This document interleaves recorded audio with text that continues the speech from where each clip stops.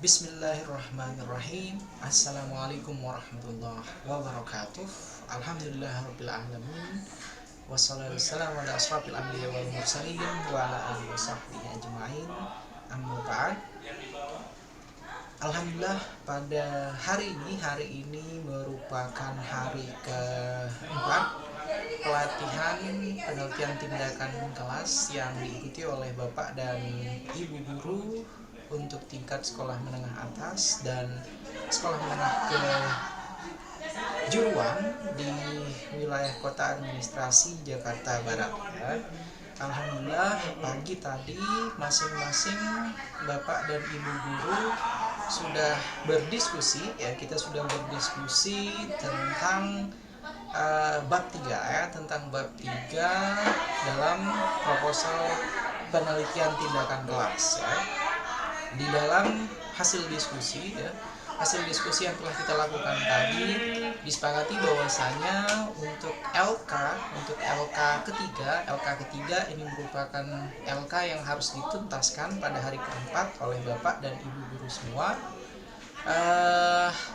LK-nya sangat sederhana saya kira, karena pada LK ketiga ini masing-masing Bapak dan Ibu guru hanya diminta untuk menjelaskan setiap elemen ya, yang harus ada pada bab 3 proposal penelitian tindakan kelas ya. Jadi dimulai dengan detail apa sajakah yang ada di metodologi penelitian ya, mulai dari setting penelitian, kemudian berikutnya ada subjek penelitian, kemudian berikutnya tentunya adalah teknik pengumpulan datanya, instrumen penelitian, kemudian tahapan bagaimana caranya nanti Bapak dan Ibu guru melakukan analisis penelitian ya. Jadi di bab 3 proposal PTK tersebut itu harus sudah lengkap ya, sehingga terlihat nantinya Bapak dan Ibu guru itu akan mempunyai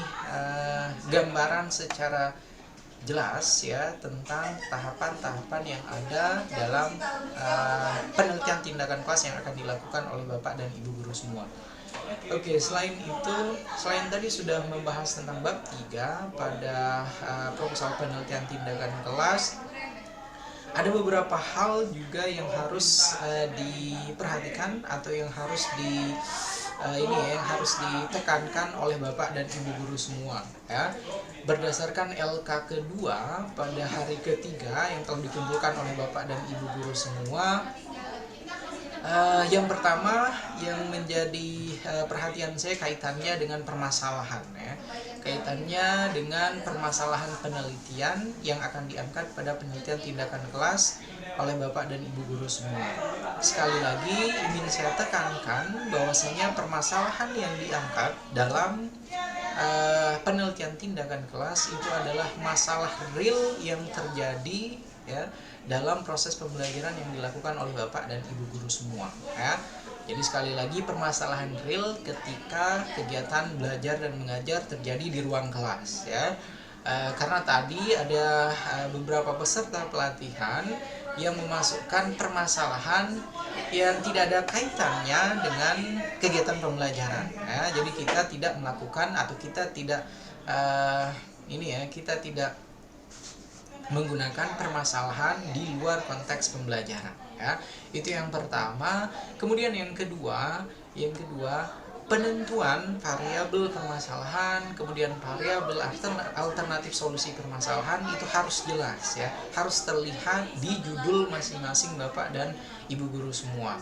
Tadi rata-rata masih belum nampak, masih belum jelas mana yang termasuk di variabel permasalahan yang akan diangkat dalam penelitian, kemudian mana variabel alternatif solusi permasalahan ya. Jadi sederhananya sekali lagi semua permasalahan yang diangkat ketika Bapak dan Ibu guru melakukan penelitian tindakan kelas itu sesuai dengan konteks permasalahan nyata yang ada di kelas masing-masing tempat Bapak dan Ibu guru mengajar ya. Dan harus juga disesuaikan dengan mata pelajaran yang diampu oleh masing-masing Bapak dan Ibu guru. ya. Ketika misalnya Bapak dan Ibu guru mengampu mata pelajaran sosiologi, matematika, kemudian pendidikan agama, maka itu harus muncul juga di dalam ini ya, di dalam variabel penelitian tindakan kelas Bapak dan Ibu guru semua. Oke, itu yang kedua. Kemudian yang ketiga, kaitannya dengan kaitannya dengan teori-teori yang digunakan. Teori-teori yang digunakan merupakan teori-teori yang paling relevan dengan variabel penelitian Bapak dan Ibu guru semua. Ya, yang dimaksudkan dengan teori-teori paling relevan di sini tentunya teori-teori yang sesuai dengan variabel permasalahan dan juga variabel ini ya, dengan variabel solusi. Ya, jadi harus sesuai dengan kedua variabel tersebut. Berikutnya selain ini ya, selain kesesuaian teori, di bab ini, di bab 2 juga yang harus diperhatikan oleh Bapak dan Ibu guru semua, harus muncul ya 2 atau 3 penelitian relevan ya, penelitian terdahulu yang relevan yang dijadikan sebagai supporting ya ketika Bapak dan Ibu guru membuat proposal penelitian ya. Tujuannya apa? Untuk penelitian relevan tersebut itu harus ada. Jadi nanti Bapak dan Ibu guru bisa membandingkan ya antara penelitian yang telah dilakukan sebelumnya dengan penelitian yang akan dilakukan oleh Bapak dan Ibu guru ya. Selain itu penelitian relevan juga nanti bisa digunakan untuk melihat bagaimana para peneliti terdahulu ya menggunakan ragam teori dalam penelitiannya, dan itu bisa ditiru tentunya oleh Bapak dan Ibu guru semua. Cara bagaimana para peneliti sebelumnya menggunakan ragam teori untuk mensupport penelitian mereka. Oke, berikutnya yang tadi juga kita bahas tentang kriteria ya, kriteria keberhasilan tindakan. Sekali lagi, kriteria keberhasilan tindakan itu harus sesuai dengan set ya yang diatur oleh Bapak dan Ibu guru sebagai sebagai peneliti ya. Jadi kriteria keberhasilan tindakan itu biasanya dikaitkan atau dihubungkan dengan KKM ya, kriteria ketuntasan minimum di tiap masing-masing sekolah. Itu tentunya ada kebijakannya, ada berapa angkanya yang harus dicapai ya. Kemudian hal lainnya juga yang harus diperhatikan tentang siklus ya, tentang siklus dalam penelitian tindakan kelas. Tadi beberapa ada yang menanyakan bagaimana kalau misalnya di siklus pertama kemudian permasalahan yang diangkat dalam PTK itu sudah langsung terselesaikan ya. Tadi saya juga sudah menjawab bahwasanya sangat jarang sekali terjadi ketika dalam satu siklus kemudian langsung berhasil penelitian tersebut, langsung permasalahan yang dihadapi itu langsung terselesaikan. Itu sangat jarang terjadi ya, dan umumnya biasanya ketika seorang guru melakukan penelitian tindakan kelas itu biasanya sampai dengan 3 atau 4 siklus, yaitu siklus umum yang biasanya dilakukan ya. Jadi dari siklus pertama kemudian berdasarkan hasil refleksi, hasil evaluasi dilakukanlah perbaikan ya, perbaikan sesuai dengan evaluasi tahapan siklus pertama, kemudian dilanjutkan pada siklus kedua, kemudian sampai siklus ketiga, sampai dengan siklus keempat dan seterusnya ya. Oke, kemudian hal lainnya tadi yang kita bahas juga tentang referensi ya, tentang referensi dari buku, dari jurnal, dari artikel atau dari ragam sumber lainnya. Tadi sudah saya kemukakan bahwasanya sebaiknya referensi yang digunakan oleh Bapak dan Ibu guru itu merupakan referensi 5-10 tahun ke belakang ya. Jadi harapannya paling tidak dari dari 5-10 tahun tersebut bisa digunakan sebagai referensi oleh Bapak dan Ibu guru semua. Jadi kalau sekarang 2022 berarti kita ambil batas maksimalnya itu 10 tahun ke belakang, berarti dari tahun 2012 ya. 2012 ke atas itu yang digunakan sebagai referensi oleh Bapak dan Ibu guru ketika ketika mengutip dari ragam buku terkait dengan teori yang akan dimasukkan. Kemudian selain itu dari artikel-artikel ya, artikel jurnal, baiknya kalau mengutip dari artikel jurnal itu usahakan dari artikel jurnal yang terbaru ya. Seperti misalnya sekarang di tahun 2022, maka silahkan Bapak dan Ibu guru mencari sumber rujukan, kutipan, pendapat pakar ataupun hasil penelitian-penelitian relevan dari artikel terbaru di tahun 2022, sehingga PTK yang nantinya akan dilakukan oleh Bapak dan Ibu guru itu sudah PTK yang kekinian, kemudian sudah PTK yang sesuai dengan perkembangan terbaru ya. Kemudian hal terakhir yang ingin saya kemukakan pada video ini, pada video evaluasi kaitannya dengan pertemuan hari keempat pelatihan PTK yang diikuti oleh Bapak dan Ibu guru. Hal terakhir yang ingin saya sampaikan, di dalam Learning Management System atau LMS itu sudah ada dua video contoh ya, contoh lengkap, bahasan lengkap PTK dari A sampai Z ya. Jadi ada penelitian tindakan kelas pada masa pandemi yang part pertama, bagian pertama itu silahkan nanti tinggal diklik oleh Bapak dan Ibu guru semua dan silahkan dipelajari ya. Jadi sudah langsung ada lengkap contoh dari judul sampai dengan tahapan akhir pada proposal penelitian tindakan kelas. Kemudian selain itu, selain part pertama di dalam LMS juga sudah saya masukkan ya,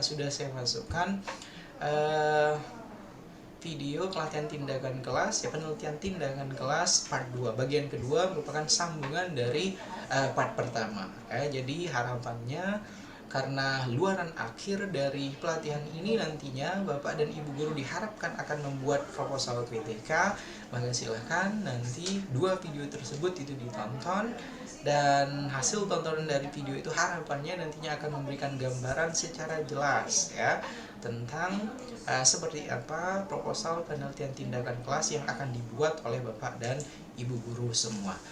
Oke, mungkin itu saja hal-hal yang perlu saya sampaikan kaitannya dengan pertemuan kita di hari keempat ini. Dan besok hari Jumat itu merupakan pertemuan terakhir pelatihan, dan sesuai dengan update dari admin Asosiasi Dosen Indonesia maupun dari P2KP TK2 Jakarta Barat, masing-masing besok kita akan memulai lebih awal ya, dari 7.45 sampai 9.45, karena besok Bapak dan Ibu guru akan mengikuti tahapan post-test ya, akan mengerjakan post-test sebagai rangkaian akhir tentunya mengikuti pelatihan penelitian tindakan kelas ini. Harapannya ketika Bapak dan Ibu guru pada kegiatan pretest di hari Senin itu misalnya mendapatkan poin 60, 70, mudah-mudahan setelah 4 hari mengikuti kegiatan pelatihan ini paling tidak bisa meningkat secara secara signifikan ya. Yang tadinya 60 bisa mendapatkan nilai 70 atau 80, harapannya seperti itu. Kemudian juga sebelum saya mengakhiri video ini, saya ingin mengingatkan kembali kepada Bapak dan Ibu guru ya, Bapak dan Ibu guru yang sampai hari keempat pelatihan penelitian tindakan kelas ini masih belum lengkap mengumpulkan lembar kerja ya, mengumpulkan tugas-tugas yang ada di dalam LMS. Karena tadi di sesi pagi saya kira saya sudah menyampaikan kepada Bapak dan Ibu guru bahwasanya ketika nantinya saya akan menyerahkan nilai kepada panitia, baik itu di Asosiasi Dosen Indonesia maupun di P2KPTK2 Jakarta Barat, nantinya akan ada poin kaitannya dengan pengetahuan, kemudian kaitannya dengan sikap ya, yang dimiliki oleh Bapak dan Ibu guru semua. Jadi harapannya silahkan masing-masing melengkapi ya semua LK yang sudah diberikan ya, baik itu LK pertama, LK kedua maupun LK yang ketiga, sehingga nantinya ketika saya memberikan penilaian, memberikan skor kepada Bapak dan Ibu guru sesuai dengan pengerjaan lembar kerja yang telah tuntas dikumpulkan ke dalam LMS ya. Harapannya seperti itu Bapak dan Ibu guru semua. Oke, saya ingat satu lagi yang belum memberikan feedback ya. Kita sudah sepakati bersama karena pelatihan ini dilakukan secara online ya, secara daring, maka salah satu bentuk juga yang saya minta dari para peserta pelatihan adalah adanya feedback yang diberikan oleh masing-masing peserta pelatihan ya. Feedback tersebut Contohnya seperti yang sudah dilakukan oleh Pak Yoha, kemudian ada Bu Sugi, kemudian ada Bu Rasmi, kemudian juga ada Bu Linda dan lain-lain ya. Jadi harapannya di tiap video pelatihan kita, baik dari video pertama, hari pertama, kedua, ketiga, keempat sampai dengan kelima, besok harapannya masing-masing Bapak dan Ibu guru akan memberikan feedback dari semua yang sudah kita diskusikan ya, semua yang sudah kita diskusikan bersama, intisari dari masing-masing pertemuan untuk tiap hari ketika Bapak dan Ibu guru mengikuti pelatihan. Itu saja saya kira yang bisa saya sampaikan. Sampai jumpa di hari terakhir ketika mengikuti pelatihan penelitian tindakan kelas besok di hari Jumat, dan mudah-mudahan apa yang kita lakukan ini tujuannya untuk meningkatkan kualitas mutu pembelajaran yang nantinya akan diberikan oleh Bapak dan Ibu guru semua ya. Sekali lagi itu saja yang bisa saya sampaikan. Mohon maaf kalau misalnya ada hal-hal yang kurang berkenan, dan saya akhiri dengan wassalamualaikum warahmatullahi wabarakatuh.